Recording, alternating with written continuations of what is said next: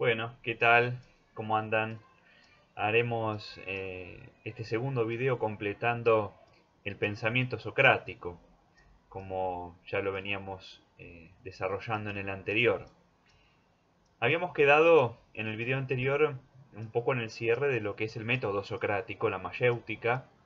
Lo recordamos aquí brevemente en dos palabras, diciendo que es esta técnica de diálogo incisivo muchas veces en la que Sócrates eh, desarma los argumentos relativamente superficiales de su interlocutor para poder hacerle ver que la esencia del conocimiento radica en el concepto que nosotros engendramos en nuestro interior. Por eso el nombre mayéutica, que venía del griego y que significa dar a luz. Esto ya lo hemos conversado en el video anterior. Ciertamente que digamos, Sócrates persigue un propósito, y luego lo continuará Platón, su gran discípulo. Sócrates persigue un propósito que consiste en pensar cómo es posible educar al ciudadano ateniense. En definitiva, ese es el gran desafío de todo el método socrático y luego de la filosofía de Platón en sus líneas fundamentales. ¿Cómo hacer del ciudadano ateniense una persona mejor? ¿Para qué? Para beneficio de la polis. Recordemos nosotros que en la cultura antigua de todos los pueblos, no solamente de Grecia, la idea de la individualidad tal como la entendemos nosotros en la modernidad era completamente desconocida.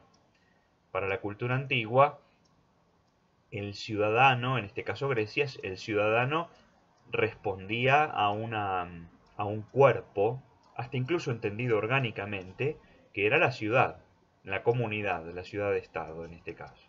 Entonces, siempre la preocupación por educarme, la preocupación por descubrir cómo puedo llegar a la realidad, en este caso a través del concepto, la mayéutica, etcétera, apunta a formarme como buen ciudadano para servir bien a mi patria, servir bien a ese órgano del cual yo formo parte, que es la comunidad, que es la ciudad-estado.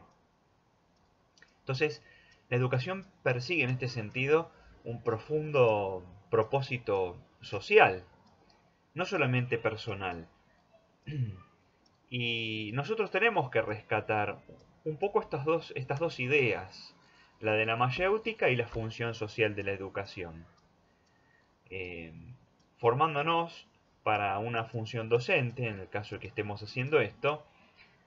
Justamente nosotros tenemos que recuperar la visión socrática de la educación, es decir, encontrar en el otro, siendo nosotros docentes, encontrar en el otro valores, riquezas que incluso nosotros, tal vez por formación profesional o por más años de vida y uno va acumulando experiencia, de hecho puede madurar en el otro, como Sócrates, oficiar de parteros, para que el otro, de alguna manera, pueda descubrir y pueda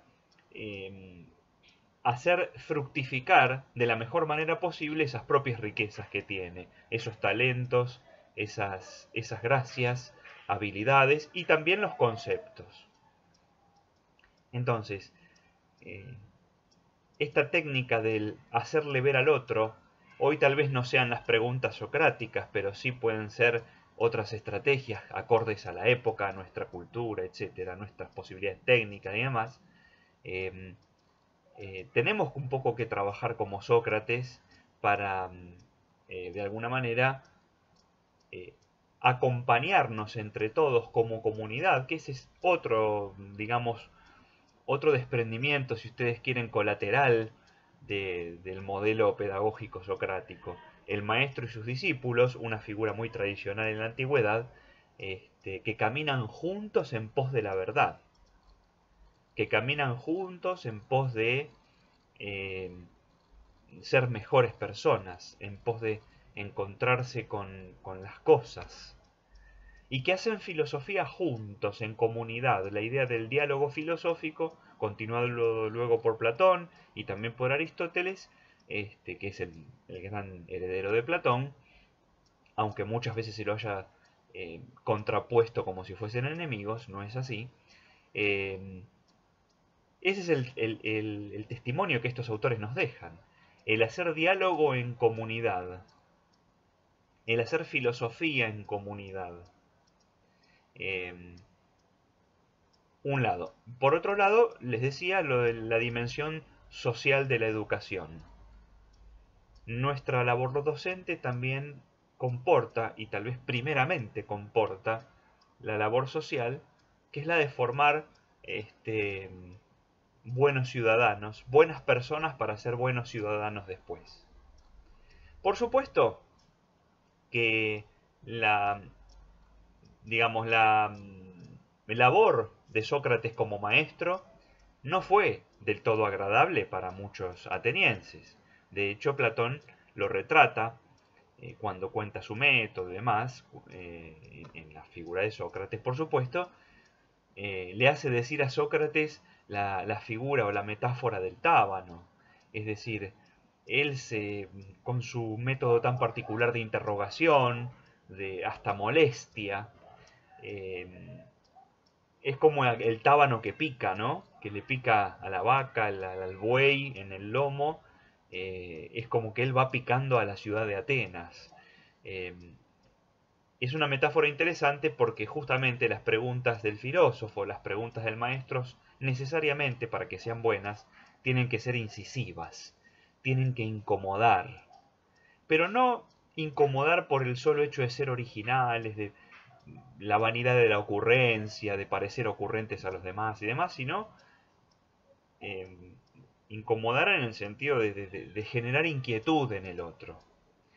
Bueno, esto fue así con Sócrates al punto que luego se granjeó enemigos y finalmente digamos que la situación llegó al punto de que fuera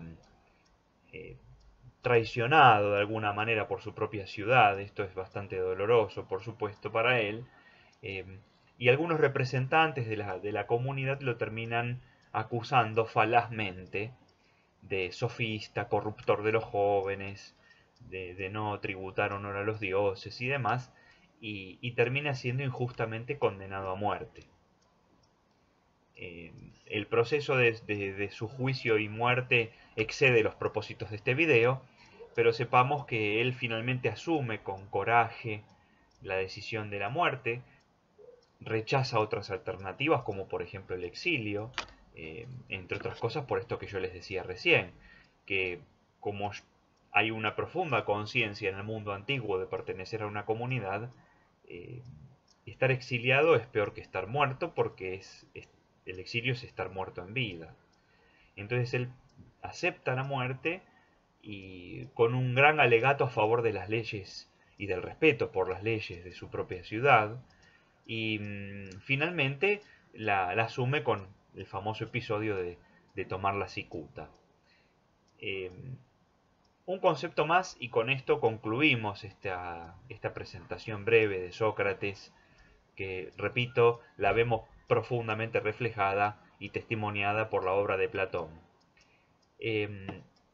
Hay una idea que técnicamente se llama intelectualismo ético en Sócrates y consiste en lo siguiente, que cuando el hombre obra mal lo hace por ignorancia.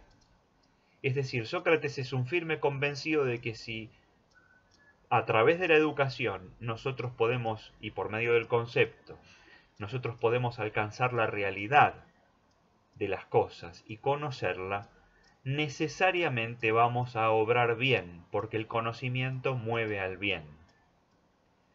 Esta es una postura, por supuesto, parcialmente incorrecta y uno de los puntos, digamos, de crítica que se le puede hacer al autor. Porque efectivamente uno puede conocer el bien, pero la otra facultad humana por excelencia, que no es la inteligencia, una es la inteligencia, pero la otra facultad humana por excelencia, que es la voluntad, muchas veces movida por afectos o por una inteligencia que no termina de integrar los afectos y los sentimientos y los deseos en sus propias búsquedas y conocimientos, hacen que no podamos obrar bien. El mal existe y obramos mal más allá de conocer el bien. Es porque el juego de fuerzas y de experiencias humanas superan esta explicación de Sócrates, además de la cuestión religiosa o teológica del mal en el mundo, etcétera, que es un tema que excede también nuestra presentación. Entonces, sepamos si esto del intelectualismo ético, por eso esta vocación profunda por la educación, de decir, bueno, si yo educo, la persona va a conocer y si conoce necesariamente va a obrar bien. Pienso ahora, y con esto cerramos, dos motivos que en la famosa alegoría de la caverna, en el libro República de Platón, el autor refiere a este tema de Sócrates que estamos hablando.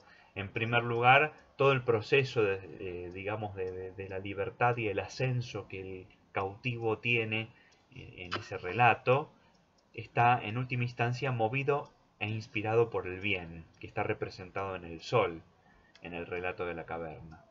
Y ahí, bueno, vemos, ¿no?, un poco esta influencia de Sócrates en su discípulo. Y en segundo lugar, nos cuenta Platón que el discípulo vuelve a la caverna, el cautivo liberado vuelve a la caverna para poder contarle a sus compañeros cuál es el problema y poder liberarlos de alguna manera y hacerles conocer el mundo que está fuera de la caverna, y sus compañeros no le creen, se burlan de él y hasta pueden llegar a matarlo. Y es un poco la figura de Sócrates que allí evoca el propio Platón, ¿no es cierto? Bueno, quería cerrar un poco en un segundo video el planteo de Sócrates, su método, sus consecuencias, sus propósitos. Espero que les sirva y seguimos adelante reflexionando sobre filosofía y educación. Nos estamos viendo la próxima. Hasta luego.